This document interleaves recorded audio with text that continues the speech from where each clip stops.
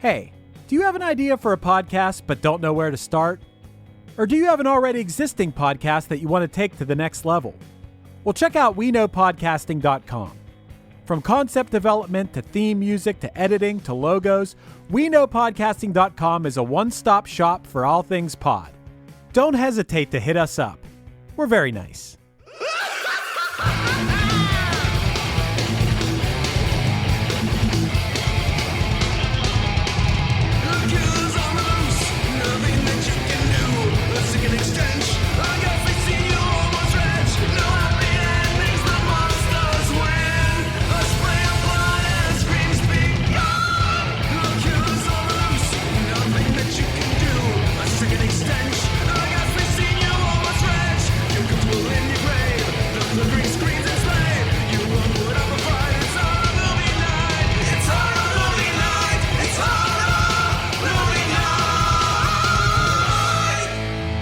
Hey, Horror Movie Night, we did it! It's 2022. In case the end of the world came, we recorded this early in November of 2021. But yeah, 2022, we did it, guys. Yay! Hey. And I figured we'll kick it off with something good. We'll watch 1990s Pledge Night. By good, do you mean fucking terrible? Because I think it's what you mean. Okay, so it is a 2-on-1, Kyle. Got it. No, the thing is, this isn't the first time I watched Pledge Night. This is the 4th time I've watched Pledge Night. Yeah. This is my second watch, and the first watch was, I think it came to Shudder, or it came onto my radar, and I was like, this sounds exactly like something that the podcast needs. And then I watched it, and I was like, this is not something the podcast needs. See, and then the flip side is that I have seen that VHS cover since I was a kid. Yeah. Of the toilet with the hand given like the it's whatever, not the peace it's not sign. that it's the peace sign with the two fingers, not the thumb and the. No, it's not the mahalo. Hang 10. Yeah, hang 10. Thank you. I was haunted by that cover. I was like, man, I need to see this movie, and I never got around to renting that movie. And then no one knew what I was talking about when I would talk about it. I'd be like, there's a thing coming out of the toilet, and they're like, Ghoulies? And I'm like, no. And they're like, Ghoulies 2? Then one day, I'm walking in Fantastic Fest. They only have one vendor besides like the Alamo Draft House, and it's Vinegar Syndrome. And that was their big title that they were promoting, was that they just put out Pledge Night on Blu-ray. Oh. And I saw the cover that had been in my brain for years, and I said, I have to purchase this. Like, I don't have a choice. I've been trying to hunt this down forever.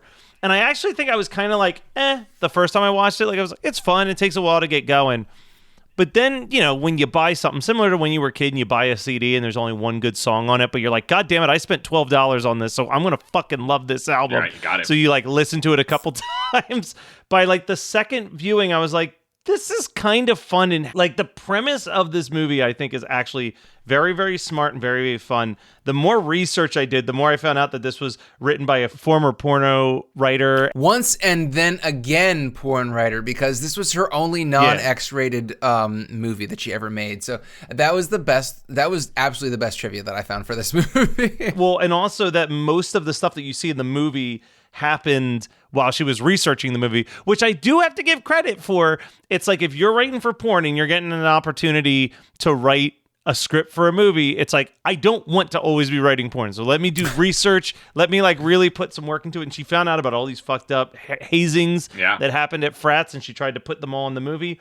And apparently the only thing that I can also say about this movie is that because it's 1990, it's that time where the MPAA had a fucking enough with horror films, because supposedly they had to submit this movie 5 times with cuts before they got the R rating, and you can tell so much happens off screen. It's very similar to Sleepaway Camp 3 in that sense, where it cuts away just before the real good stuff happens, which again, love the MPAA, because there's more titties in this movie than I think I've ever seen in my entire life. That wasn't the problem.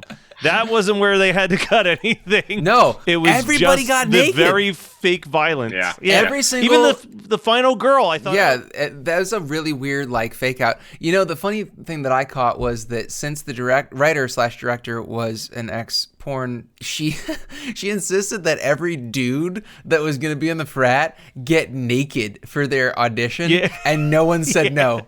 Everybody was like, no one said no. Sure. But one actor apparently pulled out at the 0 hour because he was offended by how homoerotic the movie. Yeah, well, was. that says more about him than the movie Oh, itself. for sure. But Well, so dude, that's what made this so exciting for me, because it felt like it was different. Like, it felt just different enough from, like, I mean, I don't know. I walked into Pledge Night thinking that it was going to be like truly every fucking like Vinegar Syndrome slasher release that they've ever put out. And that's nothing against Vinegar Syndrome. I love every single one. but they have a very specific tone that they right. And this felt like it was just like the dial was turned slightly different. Like, so the first thing that clued me in was that there was a scene where there were two guys like getting ready to get it on with a girl in the boom boom room. And I was in the boom boom room, and I was like, how I don't usually see in slasher movies two guys and a girl The at devil's the same triangle. time. Right. Yeah. Right. And I was just like, huh. That's just like just slightly different. It's still like, I mean, it hits all the same beats as any trashy fucking movie. And but that it was scene just like is really uncomfortable for me because so uncomfortable. like Very. So this is the sloppiest, shittiest kissing I think I've ever seen in a horror movie night movie. Like nobody has ever kissed a girl in this movie. And none of the girls have ever kissed a boy, or anybody else for that matter. That one scene though does have a line that I kind of laughed at, because the two guys are just standing there and they're like, "You go first," and the other's like, "You go first," and then it just cuts to the girl on the couch and she goes, "Do I get a say?" Yeah, Brilliant. but then they both Brilliant start line. kissing at her. It's not the awkward kissing; it's the fact that it really lingers on the breast fondling, and it's not the only scene where that For happens. a long time. Too long. Yeah. And there's nothing wrong with breast fondling in X-rated movies, but when you're doing an R-rated slasher movie, it feels exploitative because I don't feel like the women are getting paid nearly enough for these ugly dudes to grope their boobs. No. It makes me think that there was more breast fondling elsewhere that they had to cut, but then they elongated that scene to make sure that breasts were fondled enough for their liking in the filmmaker's liking. Yeah, the filmmaker's liking, not the actors. No, nobody else is liking. Yeah, the MPAA, I don't know. I think it's funny to think that the MPAA was like, you can keep all the breast fondling you want, but God forbid if you show an egg beater go into a woman's mouth to kill her. Game over, Dude, baby. So that help you is God. the MPAA. They don't give a shit about nudity and sex. It's only violence. If it's anything that's not guns, then it's not allowed. But you can blow anybody's head off with a gun, and the MPAA is like, 6-year-olds are totally cool with this. I don't know why, but they're totally cool with that. It's true. This time watching it, there was a moment where I was like it all clicked in my head why I like this movie so much. Mm-hmm. And I think it's a very smart, subversive thing, which is like the first time that I watched it, what I hated was that it took like an hour before any of the slasher stuff actually happened. Right. Now I fucking love. I prefer the first hour, actually. No, I was going to say, I actually love that it's setting it up where you're putting these guys in a situation where it makes sense why they would not believe what was happening when it starts happening. Like it's actually kind of brilliant that you're just putting them through this hellacious hazing and everything that you think is like a moment of violence is a fake out, and they're just like to this breaking point so that when everyone's getting murdered upstairs, they're just hanging out in the basement because they're just like, man, they're just trying to get us. Like, I actually could have used like more out. of that. It makes me think that more of it got cut because like the almost the payoff of that buildup is like not. It's about 2 minutes. Exactly. It should have been the last. The whole third act should have been them not believing like it should have been Bonner, our late lead guy, like really being like, nah, Dan's just playing with us, or like it was Dan. Danny, the actor who apparently got cast in the movie strictly because they were so impressed by his evil laugh. Good shit. He was great. Yeah. My drink for choice before we jump into synopsis is not a banana and anchovy paste smoothie like they drank in the basement, but a good old fashioned Bud Light, just like college. Dude, just you're like college, halfway baby. there. Bud Light was when you were feeling real fancy. Natty Light was when you were just... That was a regular. I had a Bush Light ready to go, and my cousin drank it last night, And then, like, I didn't go out to the store today, so I That's stopped at my actually dad's house. good for you. Don't go out to the store to buy Busch Light for the podcast. Please don't ever do that. It seemed like a fancy frat, right? Yeah. That was the rich frat. Yeah, the fancy frat that at one point before I realized that I guess the bar was attached to their house, I was like, this is the shittiest looking bar set I've ever seen in my entire life. Yeah. Where did they get the burlesque dancer? That's what I want to know. Okay. Yeah. So before we're getting into the nitty gritty of this, let's give a real quick, simple synopsis to people who have not yet watched this movie. If you haven't yet watched Pledge Night, top billing is Joey Belladonna, the once and later lead singer of one of the big four, Anthrax, who provided most of the music in the movie. Yes, and it's on Shudder, so go watch it on Shudder. If you have Shudder, it's free. Literally, it's an hour and a half of your time. If you don't have Shudder, it is on Tubi. Yeah, but if you don't have Shudder, you should be supporting Shudder because it is big time. It is such a great service. And I said the T word. No. Tubi has its uses, especially now that you're on the show, because Tubi really is like a slight. It's of the pie chart of what you are going to pick. Yeah. I already know that Tubi is going to be a very strong friend to us because you pick some obscure shit. Anyway, so Pledge Night. It starts out with these guys finishing up their pledging before Hell Week. They've been pledging this fraternity, and they are going to go through Hell Week with all the hazing, and then they are going to become brothers, parts of this frat. There is a character named Dan that we mentioned who keeps screaming this maniacal scream. It's specifically said that he has a brain tumor and is going to be getting brain surgery the day after Pledge Week or Hell Week is over. So that's very coincidental, if you ask me. And it turns out that he's just faking it. Every year they pick a brother to pretend to be insane to ramp up the anxiety that the pledges have. So they go through all these hazing rituals that are hilarious, very tongue-in-cheek. And as these things go on, Dan descends more into madness, and then, spoiler alert, he starts to kill people, his frat brothers, because he is possessed of the spirit of a hippie in the 60s who was accidentally turned into goop by muriatic acid at a hazing ritual and has come back to exact his revenge upon the frat. Do we want to give away the twist as well, though? Oh, that he's actually the father of the one of the pledges, the main pledge, the townie pledge. Yeah, and it's not actually. It's kind of oddly implied and not beaten over the head in the final cut, which is funny to me. But so it turns out that he spares the main pledge, the protagonist of the movie, because he just came back to protect him from the frat brothers. And then at the end, it shows that Joey Belladonna's spirit, Sid, is not gone forever, but rather just is going to be continuing to kill any frat bros that are in the house, because that house is his haunt, I suppose. So that's the nitty gritty of the movie. But what I want to talk about is that it's hilarious to me that this porn directress went and did research on hazing in like 1988, 1989 when she was writing it, whatever, because I had a girlfriend who was pledging. I started dating her right as she was finishing pledging her sorority.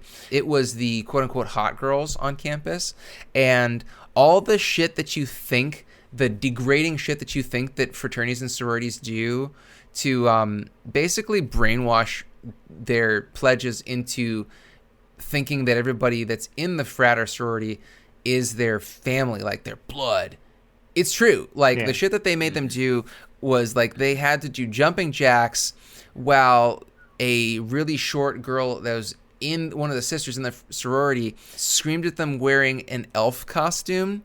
That happened. You know, everybody's going to be puking, and you're going to have to, like, take care of your sisters. Same thing happens with fraternities. And that's, like, it's a brainwashing technique, and they made them stand at attention for hours on end in the freezing cold. And the best thing about this movie is that it's seasonally appropriate, because it happens in January or February, which is actually when pledging happens at real colleges. And it's funny because, like, Hell Night, that is a Halloween movie / hazing movie, and that's not when hazing happens. Hazing happens in like the end of the winter. So I love the fact that that's like Rush Week is Rush. I guess Rush is like the end of September, but it's closer to that than it is to. You could even do October as Rush Week, but like like all the movies that have the idea of like a Hell Week or hazing in them in horror, there aren't very many, but Pledge Week is the only one that actually gets it right on all levels, and that's the best thing I can say about it, because it's not a fun movie to watch. Like it's pretty painful most of the time. I don't love it,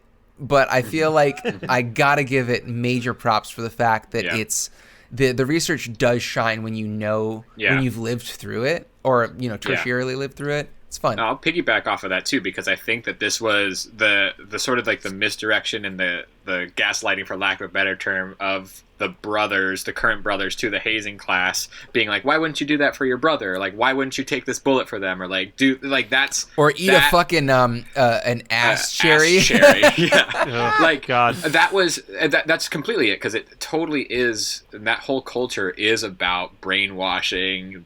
Like, I mean, there are people who love their Greek life and their experience, but from an outsider's perspective, or I went to Syracuse University, so like I saw it from like an outsider's perspective, just being like, guys, this is like not how anything should go. Like, you shouldn't be tricked into thinking that y'all are close and then have to pay money to get tricked to thinking that y'all are close to each other. Like, it's not, and it's just craziness. But like, I remember when one of my friends from college joined a frat, I was like, why? Yeah. Why would you do that? You're throwing your life away. But then it's like represented in so many ways by the people who are pledging. It's like, there's the townie kid who just like, that's, his dad went there. Oh, I'm sorry, that's not true. The one kid whose dad went there was like very into it, and then they tried. Oh, is that to, like, the guy who was like, who had the craziest smile, like all the time? He was like, he was just like, he's talking about how the frat is so progressive because they let a Jewish guy in. Yeah, it does hit home a lot of like that culture and attitude, and then other parts of it are just like, what the fuck is happening? And really that last act, that like third act, is it doesn't fall apart, but it doesn't capitalize entirely on what is set up, and I'm just like, come on, y'all. Like, you almost had this. I mean, obviously a movie like Pledge Night is not a film where anyone kept the cut scenes, but I would love to have seen, they're not on that Blu-ray. There's no like, there's some interviews. That's about it. There's not even a commentary track, which is a bummer. But like, I would love to have seen, because like the concepts of some of the kills is really cool. Like the egg beater, I think that I've talked about before how like Sleepaway Camp, the final shot of Angela was like kind of a horrifying, just still frame of a person's face. Mm-hmm. I do think that this woman's like wide-eyed face with just like this bloody circle in the middle of her mouth, even though it's a very low effort effect, it's one of those things where I almost think it's better that we didn't see what happened, because like seeing the aftermath, it's like, what the fuck happened to her? Yeah. That being said, if they had to cut everything just to save enough money for Sid to rip out of Danny's body and for the dude's stomach to explode with all the bugs, they saved for the right scene. Yeah. That really is the best scene in the movie. As far as like visual, like the aesthetic of it is great. Yeah. Now, I'm not saying that I hated the watch. I mean, I didn't hate the watch the first time. I didn't hate the watch the second time. I definitely scrubbed through a lot more this time, especially that part that goes on forever in the basement where it's cutting between Dan killing people upstairs and head frat brother just reacting. Like he keeps talking, and he's got his robe on. He keeps talking about how like he's reading Greek mythology to them. Exactly. I mean, that part goes on way too long after your first watch. But the first watch of that, the humor actually is there because it's got like an American Psycho kind of feel to it, where it's very in on its own joke. I also wanted to say one of the things that I want to give this movie credit for, and I forget how I heard someone say this. I think it was Katie said this on an episode of Before My Time, but like meeting something at its level and then acknowledging it in the positive light of the time type situation. But like,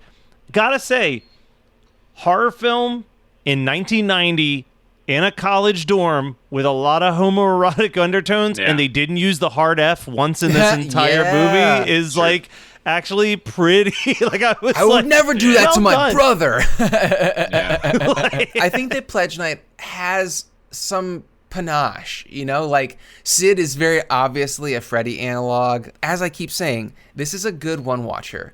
The fact that Matt's watched it 4 times is a bit, disturbing. I also gotta say, dude, one of the things that might help, and again, all the credit in the world to Vinegar Syndrome, this Blu-ray looks fucking gorgeous. Like, it is like a 4K restoration. And I've said this before, but like, this is one of the movies, I think the other movie I actually said this about was ironically like Children of the Corn 3. Oof. But this is like one of those, I would say I put it in the same category as Children of the Corn 3 and Pet Sematary 2, in the sense of when I watch the movie, it's like I'm nostalgic for how I would have felt watching it if I had rented it as a kid. Like, you're able to tap into that like potential. Yeah, like I'm like, I know that 13-year-old Matt Kelly, if he had actually rented it and watched this movie, that he would have went back and rented it a lot. Yeah.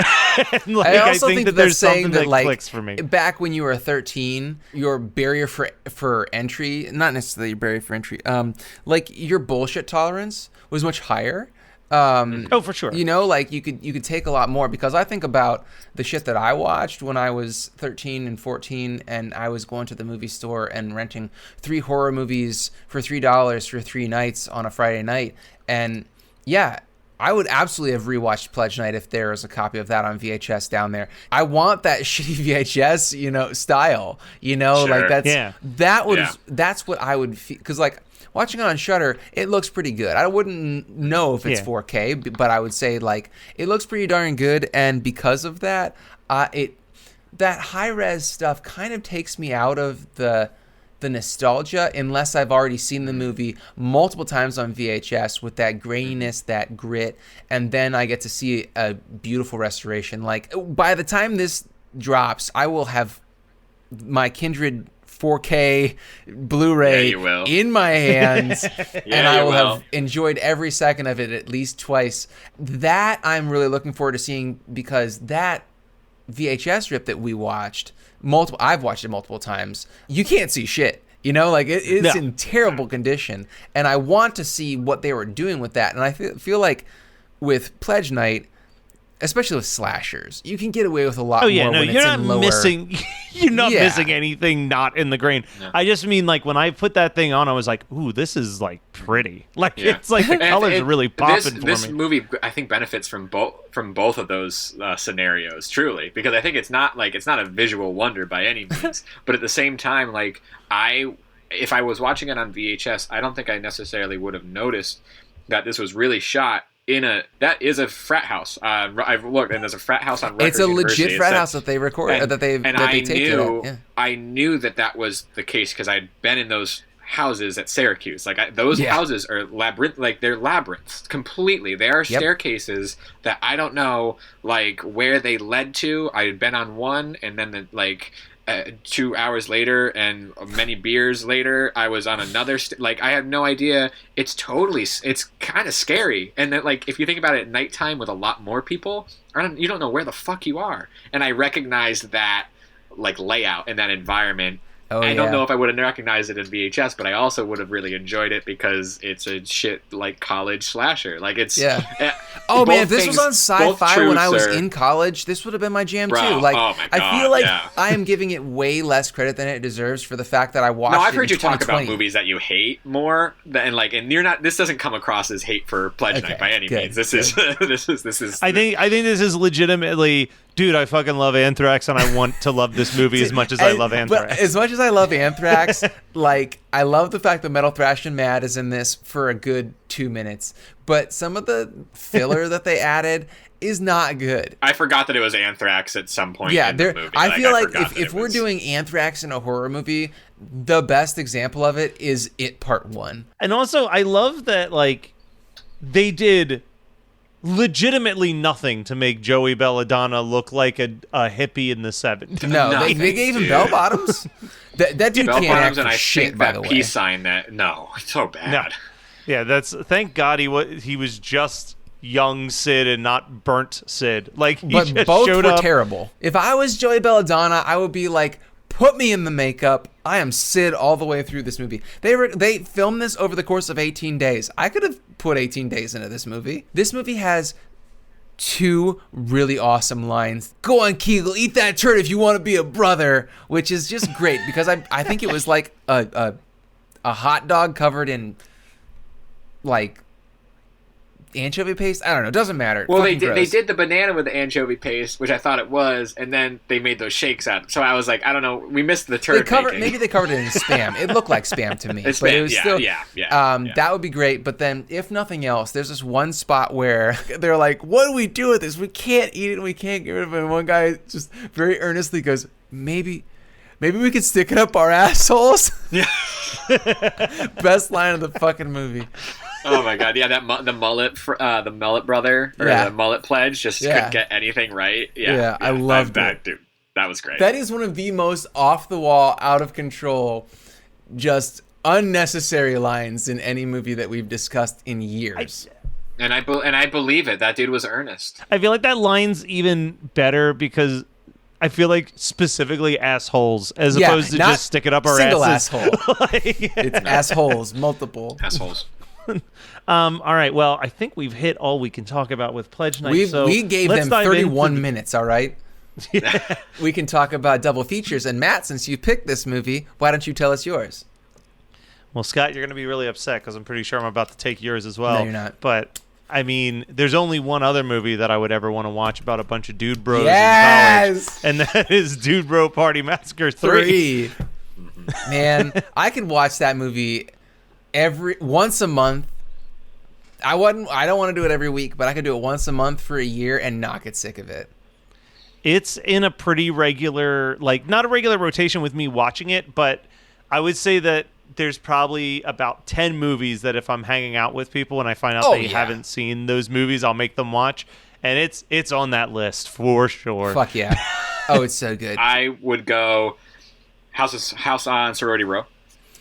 Because it is obviously it's fraternity sorority. There's clear distinctions here, but House on Sorority Row has some really odd, dreamy shit going on in it that is totally different from like the off the wall, very like straightforward stuff that Pledge Night has. I mean, straightforward being like is a haunted guy and he comes out of the toilet and he's there. Like the House on Sorority Row has some really like weird, mysterious, dreamy shit going on. So they're totally different like tones, but I think they pair really well for like a college horror like double feature. So I love how you're pairing them like wine and cheese, you know? Yeah, you're goddamn right. I think that you need to start thinking about pairing them like cheap beer and cheap salami, you know, like Slow Jims and Bud Light. Right. All right, so how about you, Scott? I think I have some from Aldi's downstairs. I'm going with another Hell Week kind of movie, which I think is the best of the batch besides of the era. Because Dude Bro Party Massacre 3 is very obviously a pastiche, and that's what makes it so good because it's a perfect pastiche. But if we're talking about a tongue-in-cheek, era-appropriate, frat sorority movie, I cannot, in good conscience, end my night after Pledge Night without watching Killer Party. So good. Nice. Kyle, have you seen Killer Party? I've seen it once a while ago, and I think it was, again, bless him, I think it was VHS-PS rip of Killer Party. Yeah, so I should say that I haven't really. No, you have. No, dude, seriously. Like, that's the way to watch it. It's not a good movie, but it is such a fun time. I actually own it on VHS. So what happens next, Scott?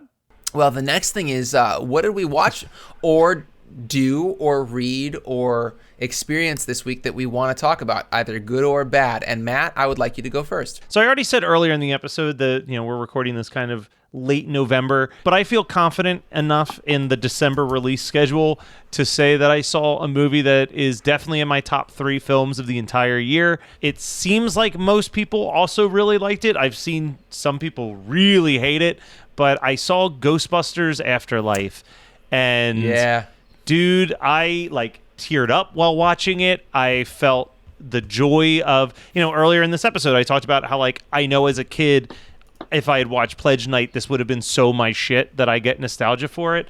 But Ghostbusters Afterlife, I had such a big, stupid smile on my face the whole time because it was literally reminding me why I care so much about movies. When they're done right and they're just fun and you're just sucked into it, and you know that like I was talking to Jackie from the Jersey Ghouls about it, because we were like, yeah, like there are plot holes and there are like things that's like, well, that's convenient, but it's like one of those movies you're just having so much fun that you're just like, brain, shut the fuck up and enjoy yourself. Like, this is in a time where there's been so many disappointing sequel reboot things lately. Like, this one just hit all the right emotional notes. Just it's a beautiful movie, but it's also, I'll say this as non-spoiler as I possibly can, but it's also a beautiful love letter to Harold Ramis and like the person that he was. And like, as I was watching the movie, I found myself getting sad thinking about like how I don't think Harold Ramis actually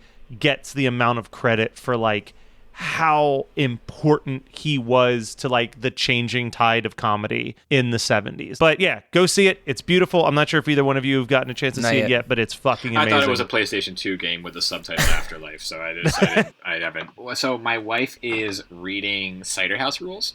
And Ooh. So I'm not. But you know, she's reading it on her very little free time between work and being a mom.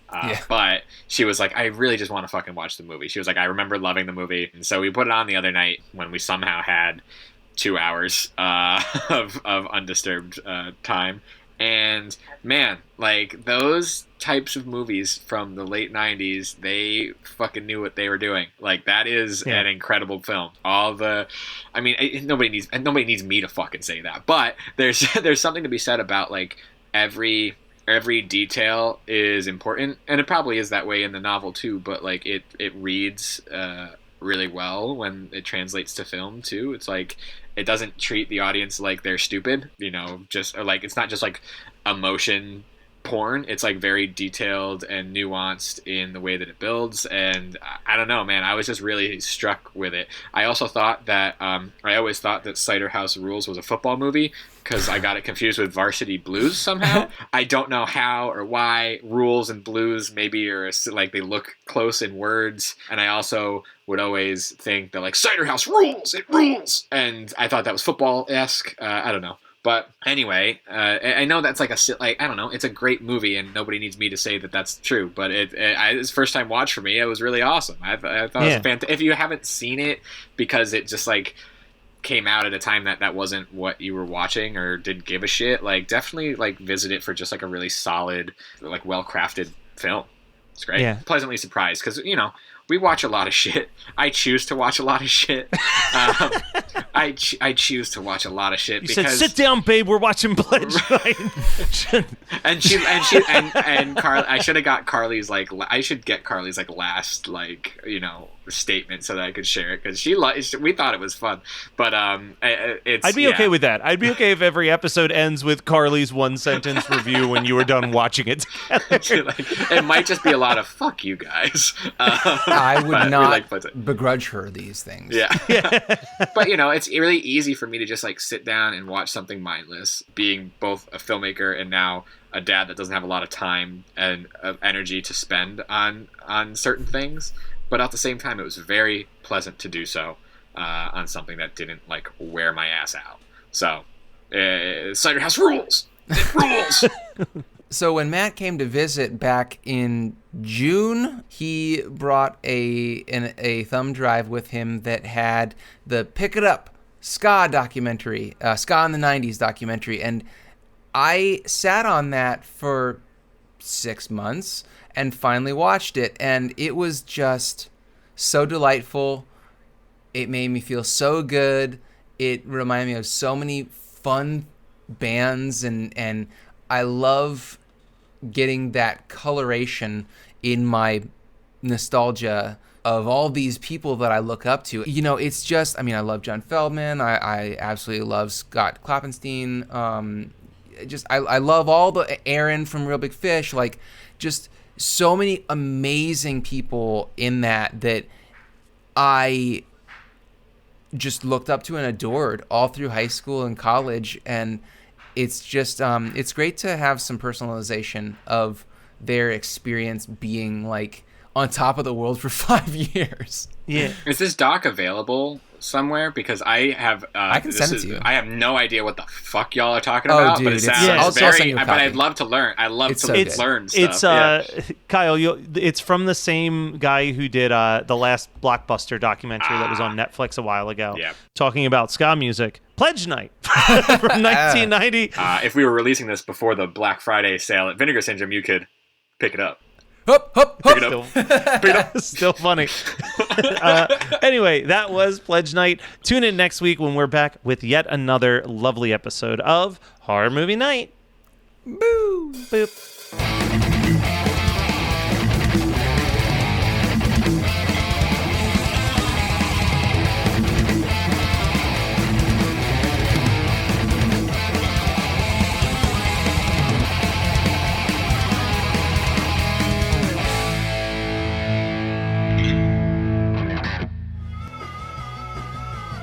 You're listening to the Geekscape Network.